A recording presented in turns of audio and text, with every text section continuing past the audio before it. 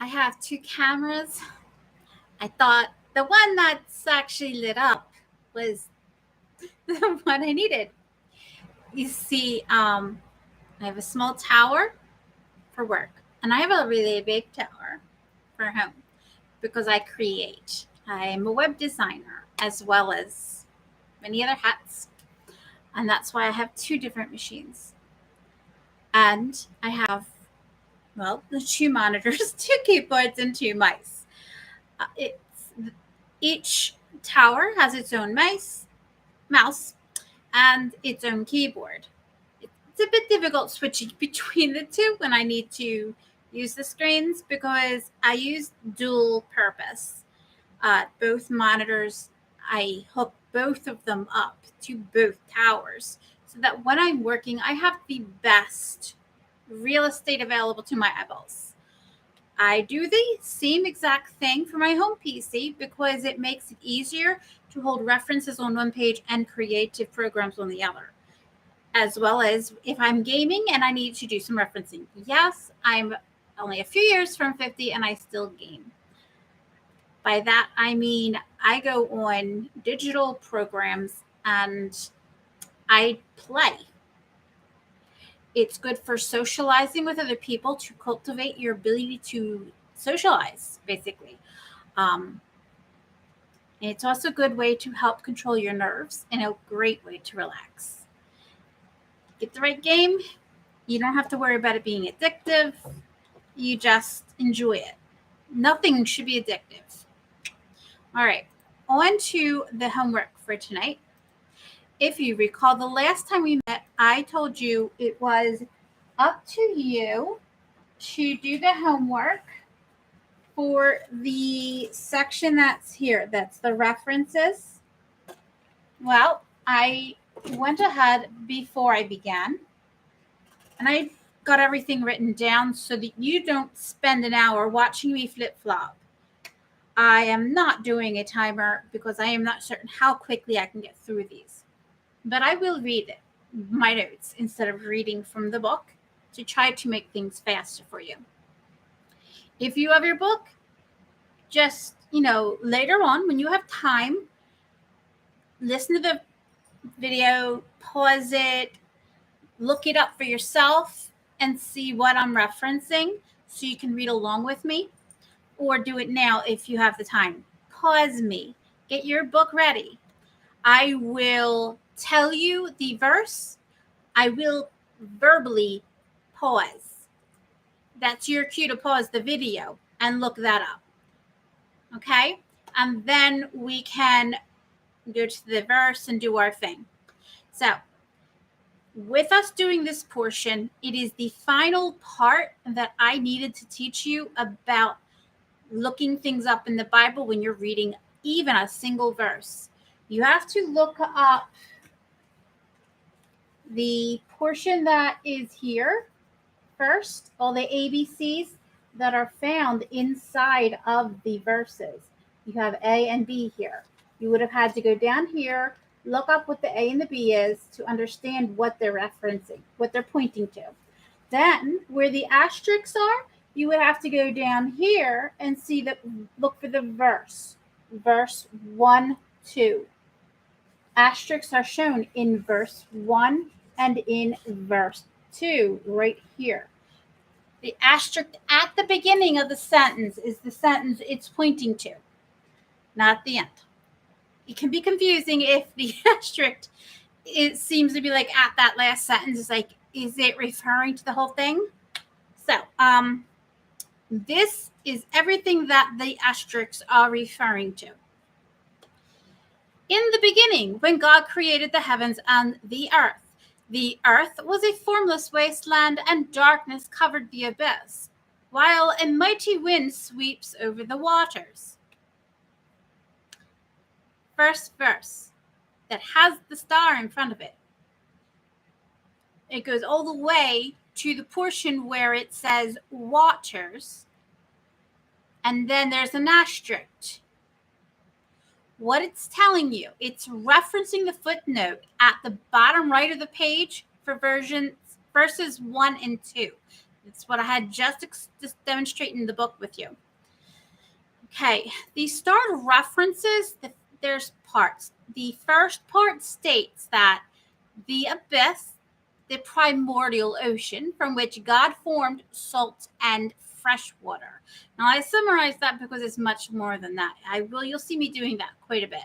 So I do recommend that you go to that section of the book, look at the reference and see it for yourself.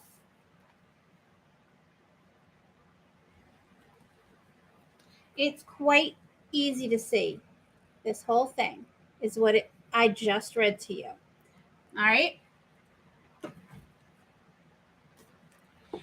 So the Bible verses notated as supporting reference are as follows. VV means verse. When you see a VV, it's verses. So one V is a verse, two V's is verses. It's an abbreviation. Then you have the chapter, and then you have an F. What does the F mean? Following. So chapter 9, all that's following. All right. Here's my pause. It's on page 4. Go open it.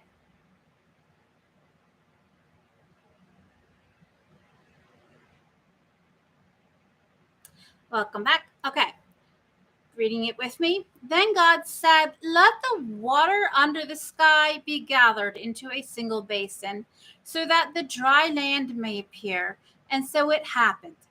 The water under the sky was gathered into its basin, and the dry land appeared. God called the dry land the earth, and the basin of the water he called the sea. God saw how it was good. Again, that's verses 9 following on page 4. Okay, the next verse, Psalms chapter 33, verse 7.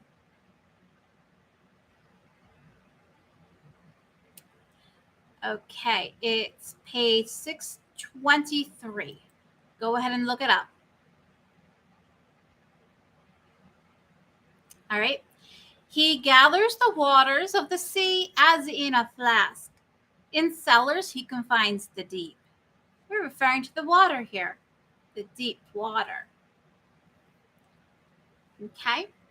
Next one, Ezekiel chapter 31, verse 4, page 1001. This is the Old Testament.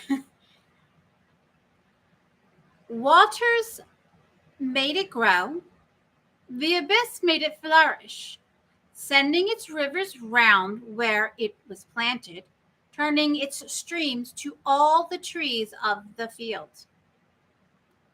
Start references second part states that the seas, which I interpreted it to mean, which wells forth on the earth as springs and fountains. The Bible verses notated as supporting references are as follows. Genesis chapter 7, verse 11. This is on page 10.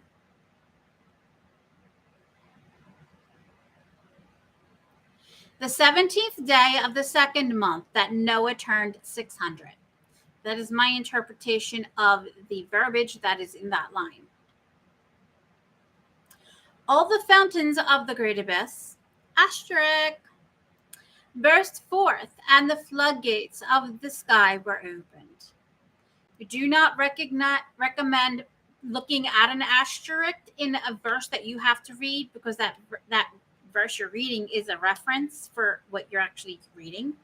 Because if you are looking at a starred sentence, you go to find where it's backed up, and where it's backed up has a star. If you keep following those stars, you're going to get completely derailed. Yeah, wrong direction. It'll not cycle back. You'll get lost. You're like, what was I reading originally?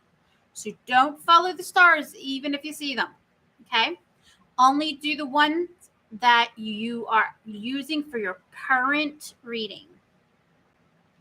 All right. Genesis 8, chapter 8, verse 2, page 10.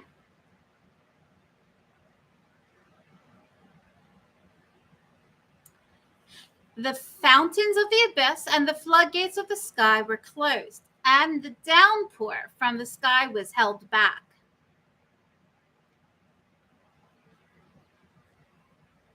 So you know that is referring to Noah's time, right? The flood of the earth. Both of those were referring to that time. These are demonstrating that God has power over these waters. Proverbs 3, verse 20, page 704. By his knowledge the depths break open, and the clouds drop down dew. Okay? Starred references third part states that part of the ocean that I interpreted to be stating the upper water.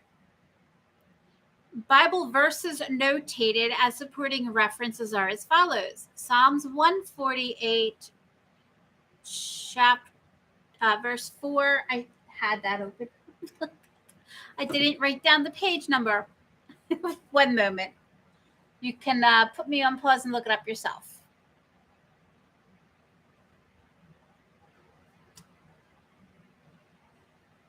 Psalms is on what page? 671.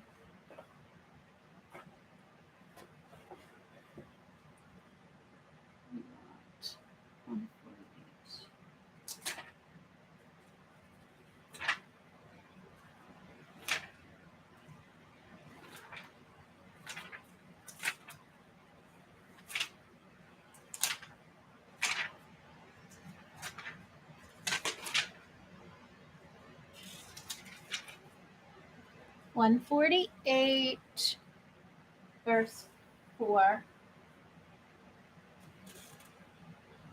That is page 700. If you were doing it while the video was playing, you found it at the same time I did. If you're still looking, put me on pause and find it. Praise him, highest heavens and waters above them. I summarized that quiz it's a bit. Okay. Daniel 3, verse 60, page 1026. Waters above the heavens, bless, praise, exalt the Lord forever. Again, I summarized. Starred references third part states that is held up by the dome of the sky. It's referring to the water here.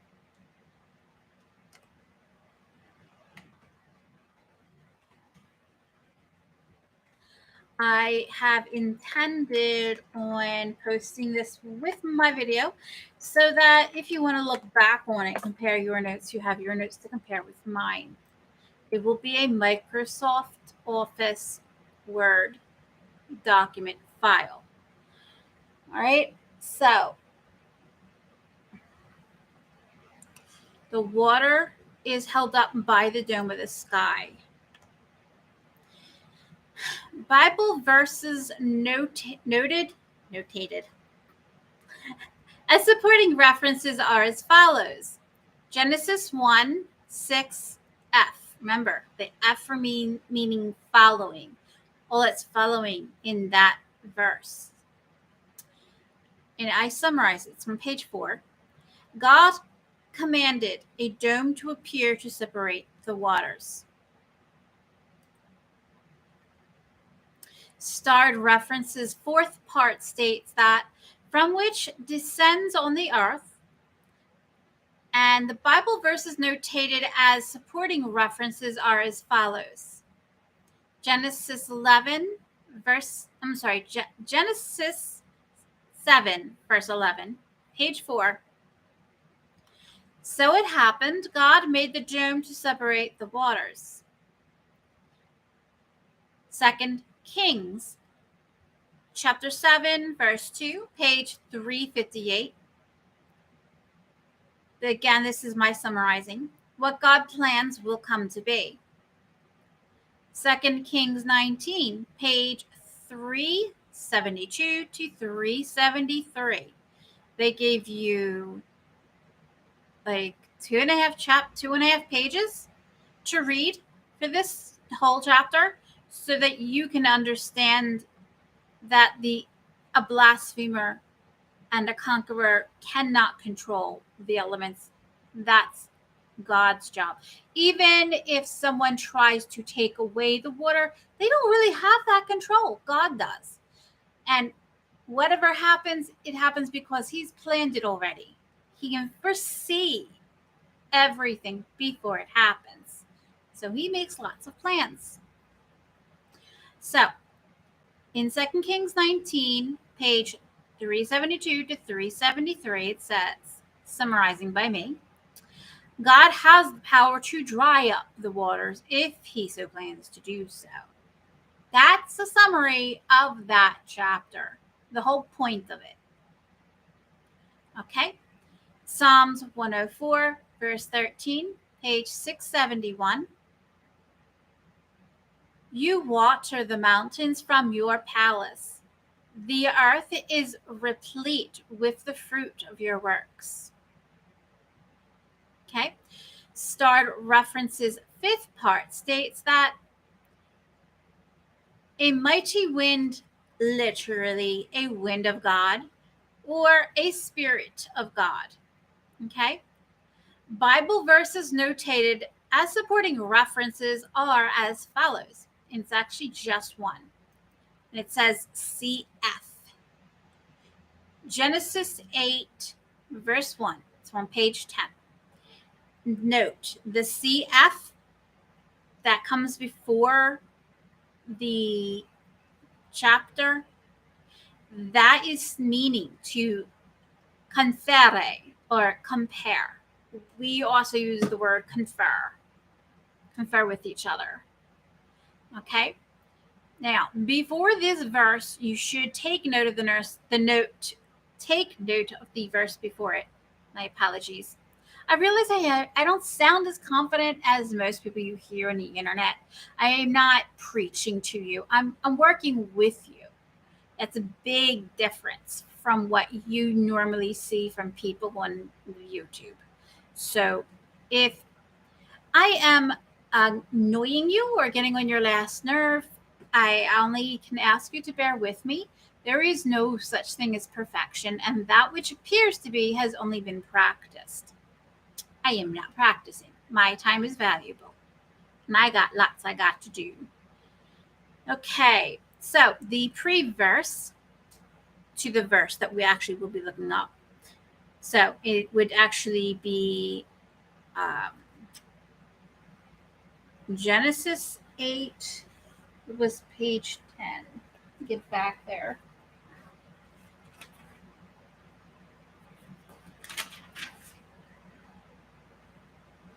So the pre-verse is actually from chapter 7. They did not put this 24th verse along with chapter 7 because the way it starts, the way it's worded, it really is good for the beginning of chapter 8 to help you understand a lot, which is the reason I'm telling you to look at this verse. It's listed as verse 24, but it's listed under chapter 28, and it's before the first verse of chapter 28. They did that, like I explained, because it makes a good send-off to get the next verse understood.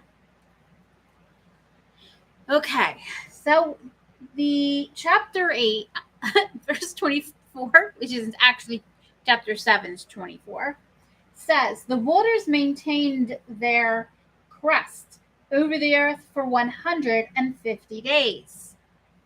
A lot of time. So, right off the bat, you should be able to tell we're talking about the flood. Okay?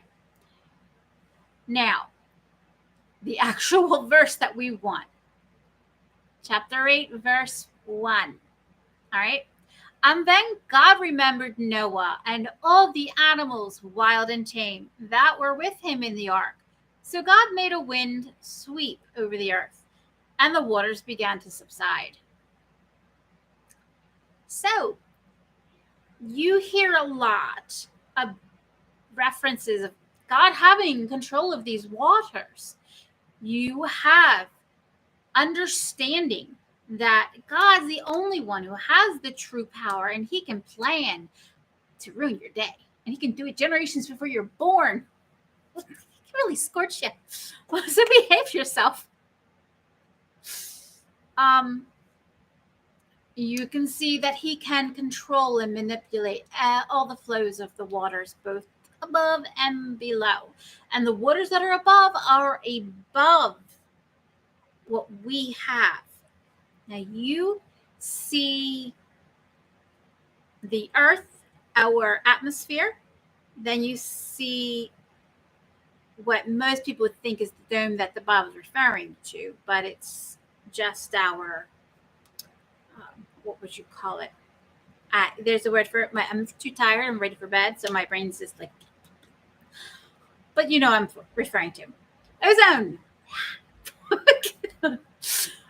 The ozone comes around the earth, and then you have what most people are referring to as the heavens. So there's this water, but there's a water above the dome. So if the atmosphere is the dome, if the ozone layer is the dome and our magnetic thing, where's the water? There's a water above a dome, and then there's the water that's on the earth. And if there's a water above the dome, I don't think NASA's lying to us and saying these are actual pictures when they're not, actual videos when they're not. I doubt they are doing that, because a lot of people would really get on them. There's a way to find out. Just become an employee of NASA and secretly tell the world. You would do that, but it's the point. You can't hide deception. You can do it for a little while, but the truth always comes out, even if it comes out at a time that you don't want it to come out at, but it will come out. So I don't think NASA is deceiving us about the pictures of outer space. So where's the water? That's why I believe that the lights that we have in the sky, as the way the Bible refers to them as, that atmosphere is just God's beautiful artwork for us that lights up our night. And I think the dome he's referring to is actually above that. If our world is allowed to exist for a few more millennia, it's very possible we'll live long enough for our machines that we sent out to get far enough to that dome and send the signal back, and us actually see there's a dome out there. And then all the non-believers will be like, goodbye. I can hope. So then you would have the dome, and then you would have the waters, and then the real heavens. But all these things I'm describing, I've discovered as you find these little footnotes and you actually follow up on them, because you have to understand their purpose is to help you realize what you're reading and the power behind it. So let me reread that first and second verse now that I have read you all the portions that are referenced, so you can verify with your ears and check up on it with yourself. And if you did your homework, you might be sitting there saying, oh yeah, I agree. If not, feel free to write anything down in the comments. Let me know. Just make sure if anything you write down is related to what we're talking about. Okay, so In the beginning, when God created the heavens and the earth was a formless wasteland. The darkness covered the abyss, while a mighty wind swept over the waters.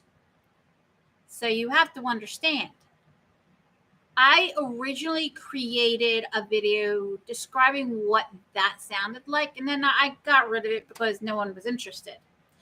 But formless wasteland, terraform, think of Mars. It's a formless wasteland. It's round, but when you get closer to it, you realize it's nothing but a bunch of boulders and craters from the, you get what I'm saying. I mean, there might be water, but it's underneath all that sand. It's the point. That was what Earth looked like when God got his hands on it. He's like, well, you know what? This is where I'm making my creation. Let's make it beautiful. And he brought the waters up so that it will cover enough of the land that the land can actually be beautiful and have the life that it needs. So everything pulls from that water to be able to live. The plants, the birds, the animals, the bugs. You know how many bugs I find either in my kitchen or in my bathroom, and they're water bugs because they go to the places where water is used the most. Now, just imagine what the world would be like if all of this was land and God hadn't brought the water to a better form. Now, it's hard to get a good picture of exactly what he did because he's saying that the water under the sky, it was all over the earth. There was no earth. It was buried under the water, apparently. So what I have been imagining isn't kind of lining up because it was saying the earth was a formless wasteland. How can it be a wasteland if there's water all over it? So those two things are what confused me. But what I'm understanding more so than ever is that they're referring to the time when the earth was all one. There was no breakup at all. So there was land between the America side and the Europe's side. The whole thing was one big land mass. All of these lands were big. Nothing was broken. And everything outside of it was just water. So I believe this is explaining that God brought the waters up to make the salty seas so they can divide it from the regular seas. You have to look at your science to see how to tell which sea is where and to understand why certain seas are salty and certain seas aren't. But he made it that way on purpose. And it's all to help support life, to make it beautiful. What he has the power to do was so that in the end, he can create us humans and give us a beautiful home, this place called Earth. But this is our realm, not his. And if we want him to have any sort of control on our realm, we have to permit him. It's called free will. He does not push us. He doesn't condition us.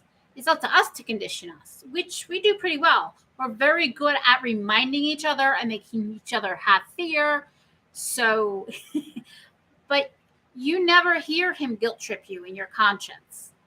Never. You never hear him say, I told you so. I'm sorry. I am tired, so I'm a little strange. But I just wanted you to know that these two verses that we worked on, we've got 4 videos we put together just on those 2 verses. And that's only because I wanted to teach you how to use the Bible. Now that you know how to use the Bible, we're basically just going to breeze through the rest of the Bible because trust me, I have no intention of causing you to pull your hair out. Oh, again, this lesson again. What more can she graze from it? I've done everything I promised I was going to do in this video, and I think it's almost 30 minutes.